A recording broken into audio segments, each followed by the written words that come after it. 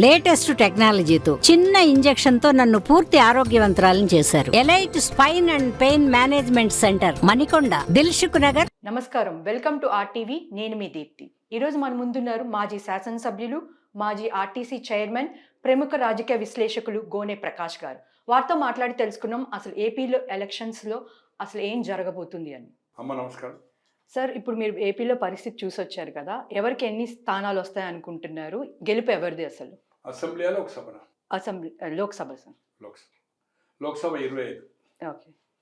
19 నుంచి 22, okay. 19 minimum 22. Okay. Janasena 2 సీట్లు చేస్తుంది, 100% గెలుస్తాయి. Okay. BJP 4, 6, 4, okay. 4 to 5. Okay. మిగతా టీడీపీ. నేను అనుకుంటున్నా కడప కూడా పోతుంది అంటున్నారు. అంటే టీడీపీకి కూడా ఛాన్స్ రావచ్చు అంటున్నారు. బట్ కడప అండ్ అరకు, రాజంపేట కూడా ఓడిపోద్ది అంటున్నారు. బట్ నాకుండే హోప్ ఏదైతుందో, నేను క్రాస్ చెక్ చేయలేదు, బట్ అనుకోకుండా నేను తెలంగాణ కోసం ప్రిపేర్ వచ్చిన. కొన్ని మాట్లాడాలి కదా, 10-20 మందితో మాట్లాడితే నేను పోల్ ట్రెండ్ అయినాక నేను కొంచెం హెల్త్ సిక్ అయిపోయి ఏదైతుందో ఉన్నాను చేయలేదు. కానీ 19 నుంచి 22 సీట్లు, 22. గతంలో కూడా చెప్పాను, బిఫోర్ నామినేషన్ 90-21. నేను పెద్ద మనిషిని కాదు, బట్ డిఫరెంట్ సర్వేలు, సెంట్రల్, స్టేట్ ఇంటెలిజెన్సీ, పలు సర్వే వాళ్ళతో మాట్లాడిన సారాంశమే నేను మీడియాకి చెప్తాను. నా ఓన్ క్రియేషన్ కాదు. కొంత అక్కడ ఉండే స్థానికంగా అటు టీడీపీ కావచ్చు, వైఎస్ఆర్ కావచ్చు, నాకు 100,000 మంది లీడర్స్ ఉన్నారు గ్రామ స్థాయి నుంచి. నా అందరూ కూడా మాజీ మంత్రులు, రిటైర్ అయిన వాళ్ళు, పత్రికకు సంబంధించిన వాళ్ళు, ఎలక్ట్రానిక్ ప్రింట్ మీడియా. దాన్ని బట్టి నేను ఏదైతుందో నేను ఊహించుకొని నేను తెలియపరున్నాను కాదు. నేను 6 నెలల ఎమ్మెల్యే. బట్ 19 to 22, 19 నుంచి 22, 4 నుంచి 5 బీజేపీ, 2 పవర్. ఇక్కడ ఆయన 2 చేసిండు, వాళ్ళు 6 చేసిండు. ఇది పరిస్థితి లోక్సభ. సో అధికారం ఎవరికి దక్కబోతుంది అనుకుంటున్నారు? కూటమికా, వైసీపీకా? కూటమికి 100%.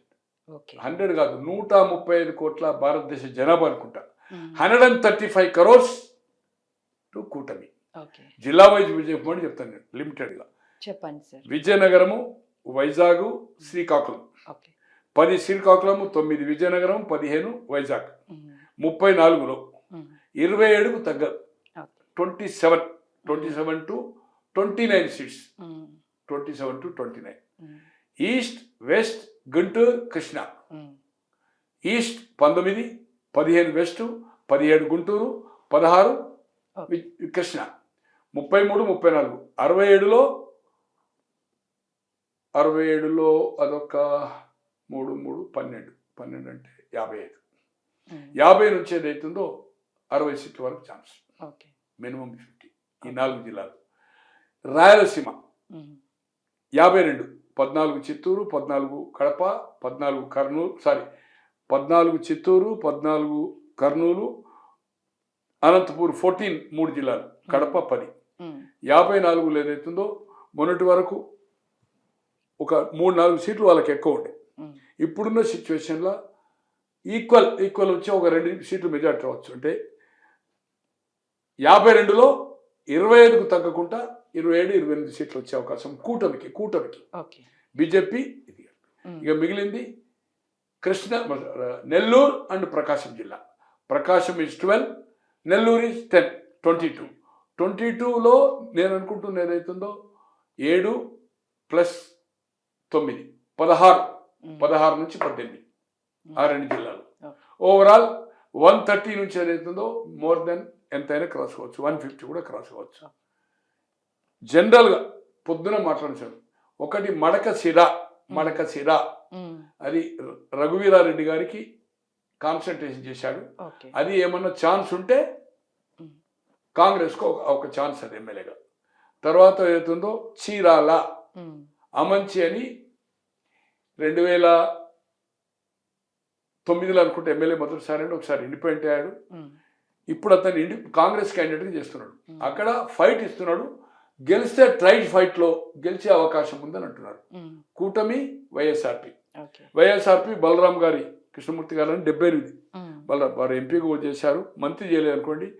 యూత్ కాంగ్రెస్ జిల్లా ప్రెసిడెంట్ ప్రకాశం జిల్లా సంజయ్ జమాన్లు 78లో మొదటిసారి ఎమ్మెల్యే ఆడతాడు. ఓకే. అతని కొడుకు చేస్తున్నాడు ఇప్పుడు.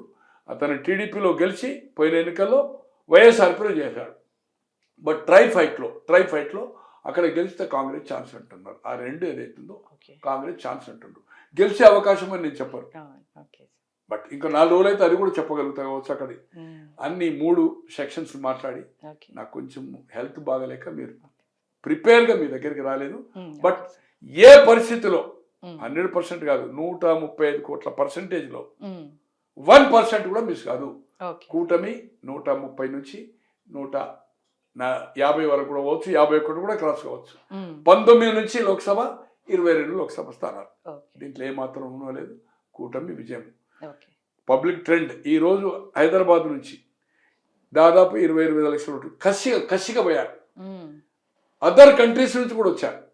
అతను చేసుకున్న పాపం ఒకటి మెయిన్ ఏంటంటే ఓటమి కారణాలు. ఒకటి వాళ్ళ బాబాయ్ మాటది తేల్చకపోవడం సిబిఐని, ఓకే. ప్రతిపక్షంలో ఉన్నప్పుడు ఒకటి పలక, చెల్లిని గెంటి వేయడము, తల్లిని గెంటి వేయడము. ఓకే. తర్వాత లేటెస్ట్గా జరిగింది ఏంటంటే రెవెన్యూ పాస్బుక్ల మీద జగన్మోహన్ రెడ్డి గారి ఫోటో పెట్టడము, అలాగే స్కూళ్లకు, సచివాలయాలకు, తిరుపతి కొండపైకి కూడా ఏదైతుందో పార్టీ పెయింట్ చేయడము, ఇవన్నీ కోర్టుతో చివట్టు పడ్డాయి. ఓకే.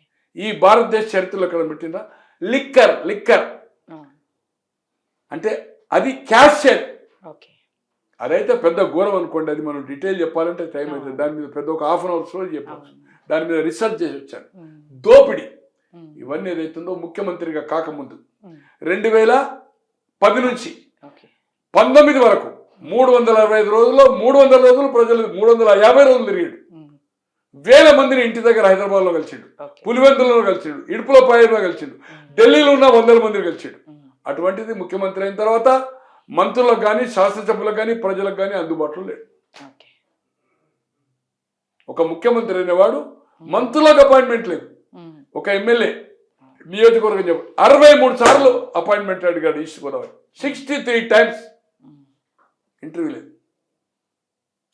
వరప్రసాద్ గారు కానీ మన దళితుడు మంత్రి అయ్యాడు గతంలో కాంగ్రెస్ గవర్నమెంట్లో, మళ్ళీ ఎమ్మెల్సీ అయ్యాడు, మళ్ళీ అటువంటి ఇప్పుడు క్రాస్ అయ్యాడు. వరప్రసాద్ ముఖ్యమంత్రి ఇంటర్వ్యూ దొరకదు, మొన్న మళ్ళీ బయటకు వచ్చాడు కదా, ఏ పార్టీలో చేరిండో తెలియదు.